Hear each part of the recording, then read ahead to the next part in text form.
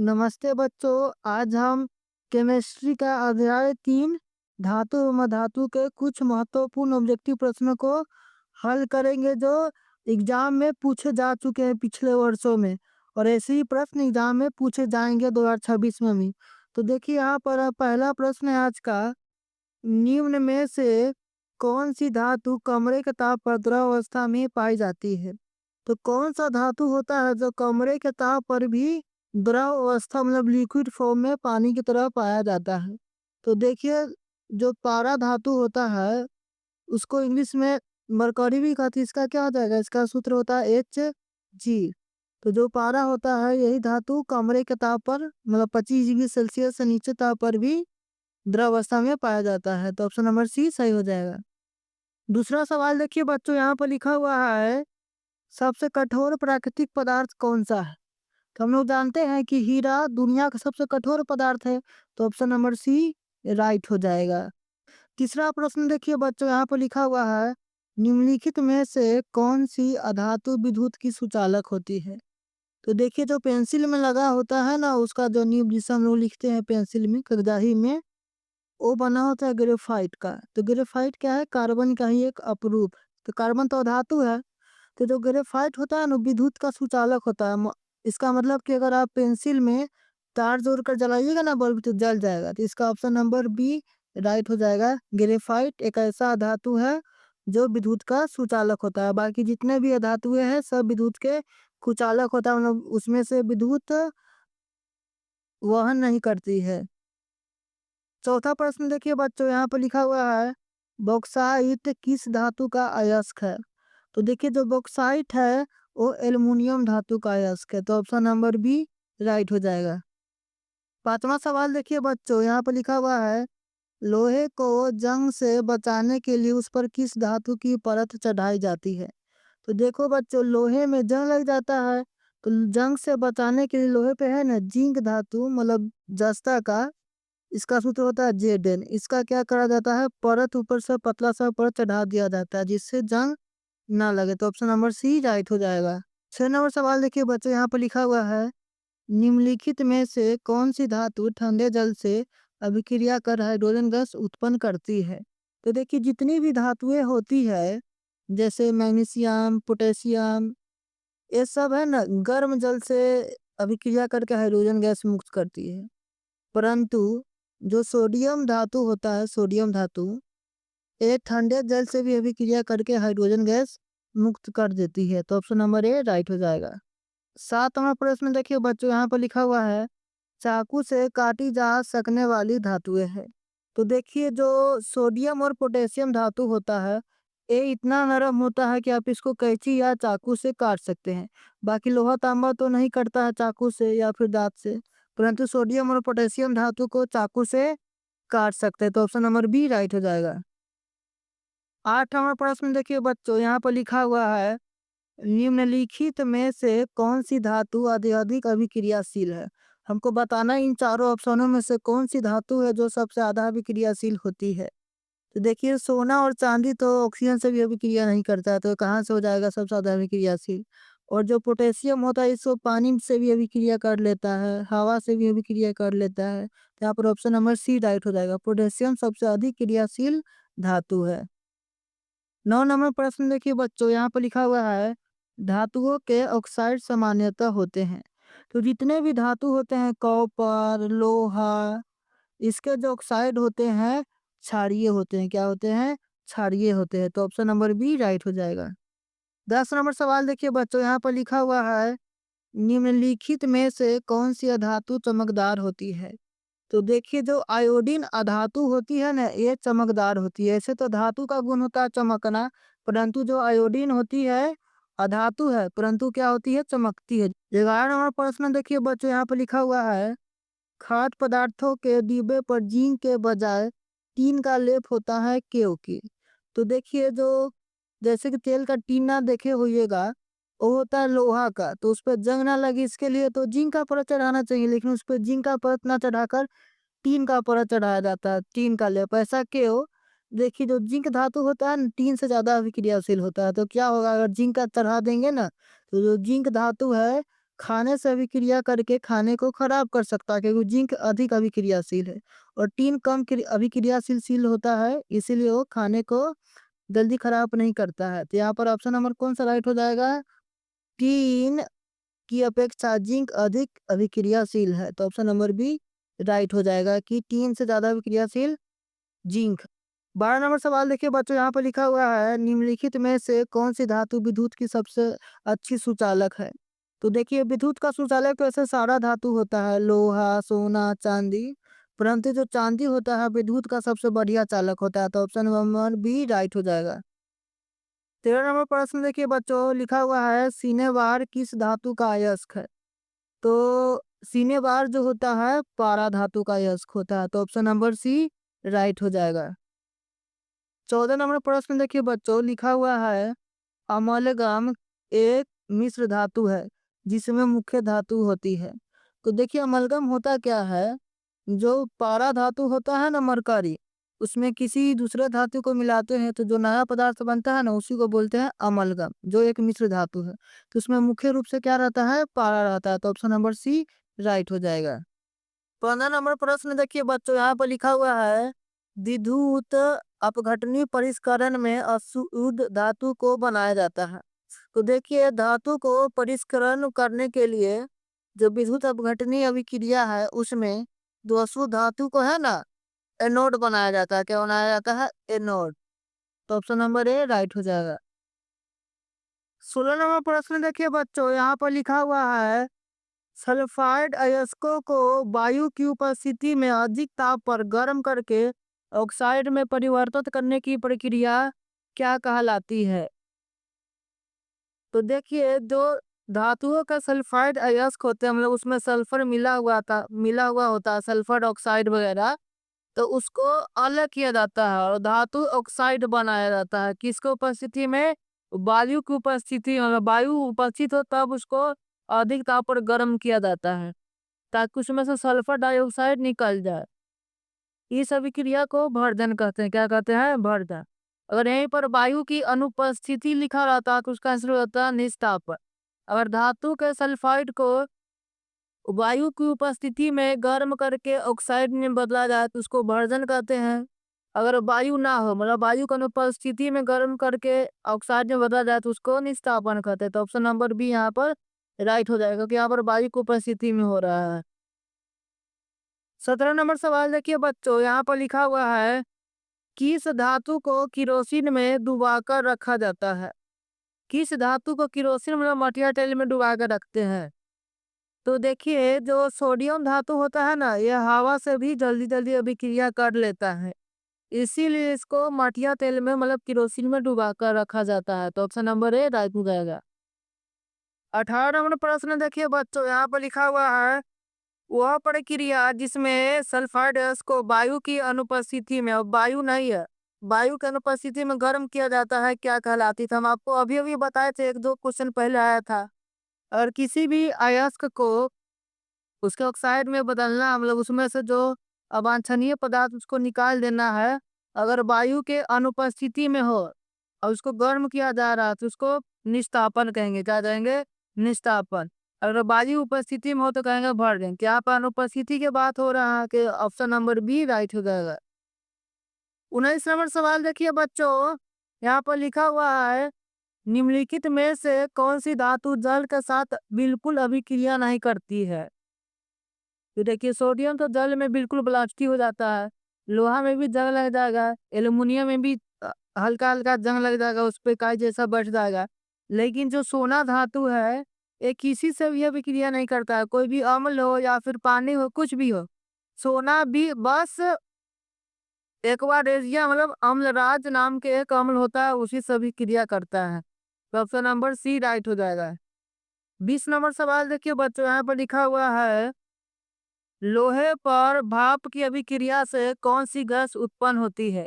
भाप मतलब हो गया खौलता हुआ पानी, समझ लीजिए। तो कोई भी धातु हो जब वो भाप से अभिक्रिया करती है, खासकर लोहा, तो हाइड्रोजन गैस निकलता है। कौन सा गैस? हाइड्रोजन। तो ऑप्शन नंबर बी राइट हो जाएगा। 21 नंबर सवाल देखिए बच्चों, यहाँ पर लिखा हुआ है धातुओं के पतले तार खींचने की क्षमता को क्या कहते हैं? तो देखिए जैसे चांदी सोना का देखिए लगातार खींच खींच कर ब्रेसलेट चेन वगैरह बनाया जाता है, इस गुण को कहते हैं तन्यता। तो ऑप्शन नंबर बी राइट हो जाएगा। 22 नंबर सवाल देखिए बच्चों, यहाँ पर लिखा हुआ है कौन सी अधातु द्रव अवस्था में पाई जाती है। देखिए अगर धातु पूछे तो पारा, और अधातु पूछे कि द्रव अवस्था में कौन पाया जाता है, तो अधातु पूछेगा तो ब्रोमीन मारिएगा, क्योंकि ब्रोमीन जो अधातु है द्रव अवस्था में पाया जाता है। तो ऑप्शन नंबर बी राइट हो जाएगा। 23 नंबर सवाल देखिए बच्चों, यहाँ पर लिखा हुआ है मिश्र धातुएं क्या होती है।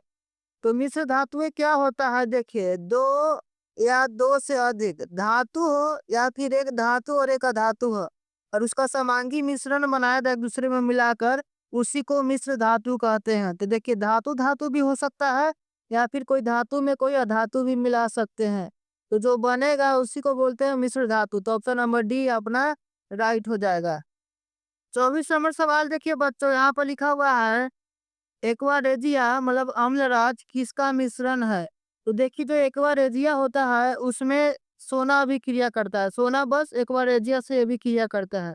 देखिए एक्वारेजिया बनता कैसे है, तो देखिए HCl और नाइट्रिक अम्ल मतलब हाइड्रोक्लोरिक अम्ल और नाइट्रिक अम्ल जब मिलाते हैं 3:1 में, 3:1 में हाइड्रोक्लोरिक अम्ल मतलब 3 भाग होना चाहिए और 1 भाग होना चाहिए नाइट्रिक अम्ल का, तो बनता है एक्वारेजिया। तो ऑप्शन नंबर बी राइट हो जाएगा। सांद्र HCl और सांद्र HNO3 3:1 में मिलाएंगे तब एक्वारेजिया मतलब अम्लराज बनेगा। 25 सवाल देखिए बच्चों, यहाँ पर लिखा हुआ है कौन सी धातु ऑक्सीजन से अभिक्रिया नहीं करती है। तो देखिए सोना भी ऑक्सीजन से अभिक्रिया नहीं करता है, वरना सोना में जंग लग जाता है। देखिए तो कभी सोना में जंग लगते हुए, नहीं चांदी में कभी ऑक्सीजन से जंग लगता है, ना भी प्लेटिनम में। तो उपर्युक्त सभी आंसर रहेगा ऑप्शन नंबर डी। ना सोना ऑक्सीजन से अभिक्रिया करता है, ना चांदी, ना प्लेटिनम। तो ऑप्शन नंबर डी राइट हो जाएगा। 26 नंबर प्रश्न देखिए बच्चों, यहाँ पर लिखा हुआ है धातुओं को पीट पीट कर पतली चादरें बनाने के गुण को क्या कहते हैं। तो देखिए जैसे आप लोहा के या फिर टीना का चादर देखिए होइएगा कैसा बनता है, पीट पीट कर उसका चादर बनाया जाता है, तो इस गुण को बोलते हैं आघात वर्धनीयता। तो ऑप्शन नंबर बी राइट हो जाएगा। 27 नंबर सवाल देखिए बच्चों, लिखा हुआ है विद्युत तारों पर विद्युत रोधी पदार्थ की परत चढ़ाई जाती है, वह पदार्थ कौन सा है। तो देखिए जो घर में तार का उपयोग होता है बिजली का सप्लाई के लिए, उसके ऊपर क्या लगा होता है, एक प्लास्टिक का कवर लगा होता है पतला सा, जिसको हम लोग छीलते हैं। तो देखिए PVC मतलब पॉली विनाइल क्लोराइड एक प्लास्टिक का प्रकार है, उसका भी बन सकता है और रबर का भी बन सकता है। तो ऑप्शन नंबर सी राइट हो जाएगा, ए और बी दोनों।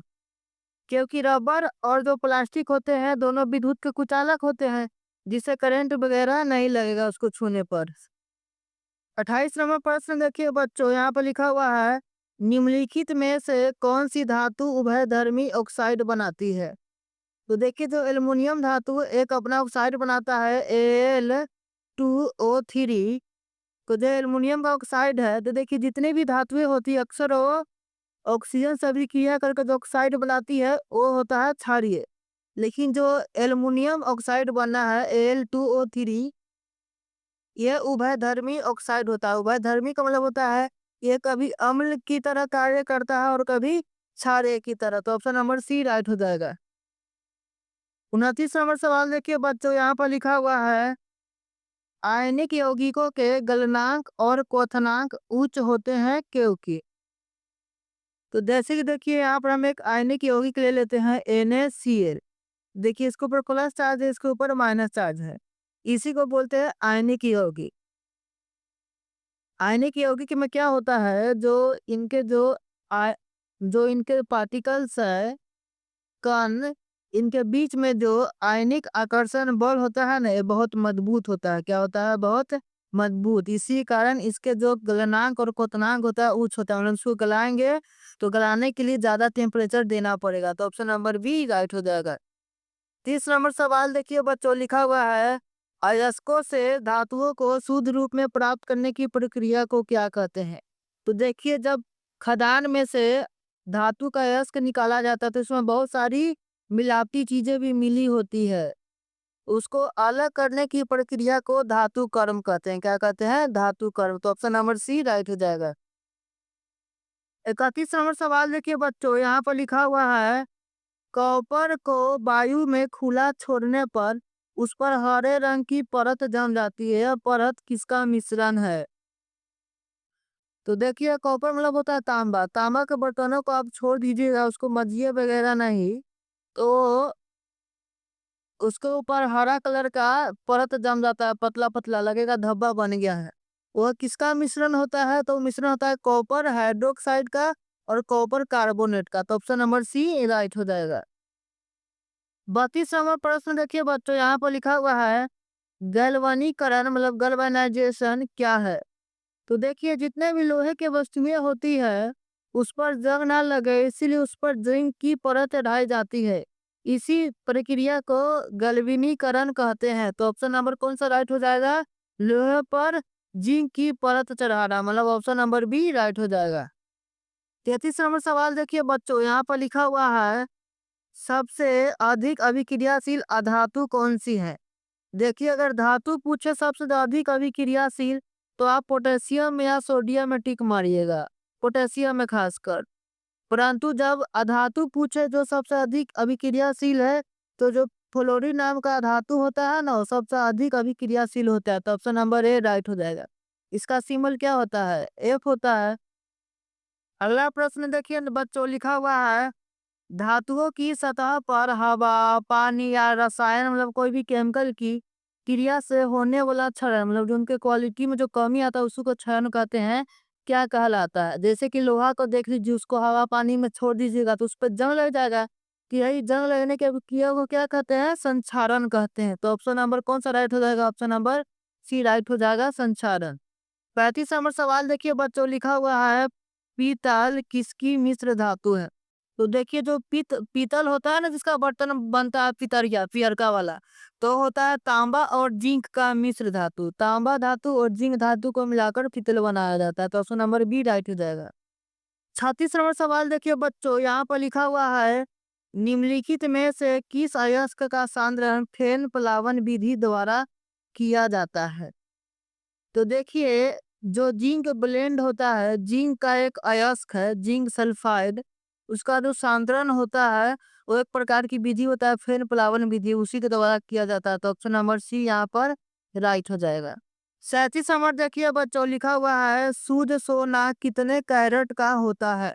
तो ये तो सबको पता होगा, जो शुद्ध सोना होता है वो 24 कैरेट का होता है। कौन सा कैरेट का? 24 कैरेट का। लेकिन ध्यान देना बच्चों, जो आभूषण बनते हैं गहना वगैरह जैसे नथिया टीका, यह 22 कैरेट सोना का बनता है। 38 नंबर सवाल देखिए बच्चों, लिखा हुआ है धातुएं इलेक्ट्रॉन त्याग कर कौन सा आयन बनाती है? तो देखिए जितने भी धातुएं होती है वे अपने इलेक्ट्रॉनों को त्याग कर सकती है, और त्याग कर उसके ऊपर प्लस का साइन आ जाता है। जैसे कि अगर पोटेशियम लीजिए, पोटेशियम के आखिरी में एक इलेक्ट्रॉन आता है, तो एक इलेक्ट्रॉन त्याग देगा, एक इलेक्ट्रॉन निकाल दिया और क्या बना लेगा? के प्लस। इसको बोलते हैं धन आयन। तो ऑप्शन नंबर बी राइट हो जाएगा। जितनी भी धातुएं हैं इलेक्ट्रॉन को त्याग देती है और अपना धन आयन बना लेती है। 39 नंबर सवाल देखिए बच्चों, यहाँ पर लिखा हुआ है अधातुएं इलेक्ट्रॉन ग्रहण कर कौन सा आयन बनाती है? तो देखिए जितनी भी अधातुएं होती है, जैसे कि आप ऑक्सीजन ले लीजिए, ऑक्सीजन ऑक्सीजन क्या करता है, मान लीजिए 2 इलेक्ट्रॉन लेकर अपने ऊपर 2 माइनस चार्ज लगा लेता है, 2 माइनस चार्ज, इसी को बोलते हैं ऋण आयन। तो जितने भी अधातुएं हैं इलेक्ट्रॉन को ग्रहण करती है और अपना ऋण आयन बनाती है। तो ऑप्शन नंबर बी राइट हो जाएगा। 40 नंबर सवाल देखिए बच्चों, यहाँ पर लिखा हुआ है किस प्रक्रिया द्वारा एल्युमिनियम ऑक्साइड की मोटी परत बनाई जाती है? तो एल्युमिनियम ऑक्साइड के मोटी जो परत बनाई जाती है किसी भी चीज पर, उस विधि को बोलते हैं एनोडीकरण। क्या बोलते हैं? एनोडीकरण। तो ऑप्शन नंबर बी राइट हो जाएगा। 41 नंबर सवाल देखिए बच्चों, यहाँ पर लिखा हुआ है स्टेनलेस स्टील किसकी मिश्र धातु है? तो स्टेनलेस स्टील का क्या बनता है? स्केल बनता है, आपका छत वगैरह में रेलिंग भी बनता है, उसका दरवाजा भी बनता है, खिड़की भी बनता है। तो जो स्टेनलेस स्टील होता है एक प्रकार का मिश्र धातु है। तो कौन कौन धातु का मिश्र धातु होता है, देखिए उसमें रहता है लोहा रहता है, निकेल रहता है और क्रोमियम रहता है। तो ऑप्शन नंबर कौन सा राइट हो जाएगा, ऑप्शन नंबर ए राइट हो जाएगा। लोहा, निकेल और क्रोमियम का मिश्र धातु होता है स्टेनलेस स्टील। 42 नंबर सवाल देखिए बच्चों, यहाँ पर लिखा हुआ है विद्युत बल्ब का तंतु किस धातु का बना होता है। तो आपने पहले जो 100 वाट वाला बल्ब देखा होगा, जो उसमें स्प्रिंग जैसा लगा होता है, उसी से तो उजाला होता है, लाइट जलता है। तो देखिए वो बना होता है टंगस्टन धातु का। कौन सा धातु का, टंगस्टन धातु का। क्योंकि टंगस्टन धातु का जो गलनांक होता है लगभग 3500 डिग्री सेल्सियस होता है। इसका मतलब टंगस्टन धातु को गर्म करेंगे 3500 डिग्री सेल्सियस तक, तब जाकर वो गलना शुरू होगा, इसीलिए उसी का बनता है, ताकि वोल्टेज ज्यादा आए तो गल के पिघल ना जाए। 43 नंबर प्रश्न देखिए बच्चों, यहाँ पर लिखा हुआ है भूपर्पटी में सबसे अधिक मात्रा में पाई जाने वाली धातु कौन सी है। भूपर्पटी का मतलब होता है धरती का ऊपरी भाग। तो जो धरती होता है ना, उसमें सबसे ज्यादा एल्युमिनियम धातु पाया जाता है। कौन सा धातु, एल्युमिनियम। तो ऑप्शन नंबर बी राइट हो जाएगा। इसीलिए तो एल्युमिनियम सस्ता होता है, और जो कम मात्रा में पाया जाता है उसका दाम महंगा होता है। जैसे सोना चांदी है, बहुत कम मात्रा में है, इसीलिए महंगे हैं। 44 नंबर प्रश्न देखिए बच्चों, यहाँ पे लिखा हुआ है धातु के साथ ऑक्सीजन की अभिक्रिया से क्या बनता है। जैसे कि आप ले लीजिए, कोई भी धातु ले लीजिए, जैसे लोहा हो गया, जिंक हो गया, मैग्नीशियम हो गया, पोटेशियम हो गया, वह ऑक्सीजन से अभिक्रिया करके बनाता है धातु ऑक्साइड। तो जो धातु ऑक्साइड होता है ना, वो एक प्रकार का क्षारीय ऑक्साइड होता है। उसका गुण कैसा होता है, क्षारीय। तो ऑप्शन नंबर बी राइट हो जाएगा। 45 नंबर सवाल देखिए बच्चों, यहाँ पे लिखा हुआ है आयनिक यौगिक के गलनांक सामान्यतः सहसंयोजक यौगिक की तुलना में होते हैं। तो हमको बताना है जो आयनिक यौगिक होता है उसका गलनांक जो है सहसंयोजक यौगिक से कम होगा कि ज्यादा होगा। तो देखिए जो आयनिक यौगिक होते हैं उसके आयनों के बीच में जो आकर्षण बल होता है बहुत मजबूत होता है। इसी के कारण जो उसका गलनांक होता है ना, वो सहसंयोजक यौगिक से क्या होता है, अधिक होता है। तो ऑप्शन नंबर बी राइट हो जाएगा। धन्यवाद बच्चों। अब हम अगले वीडियो में केमिस्ट्री के चौथे पार्ट कार्बन और इसके गुणों के बारे में चर्चा करेंगे।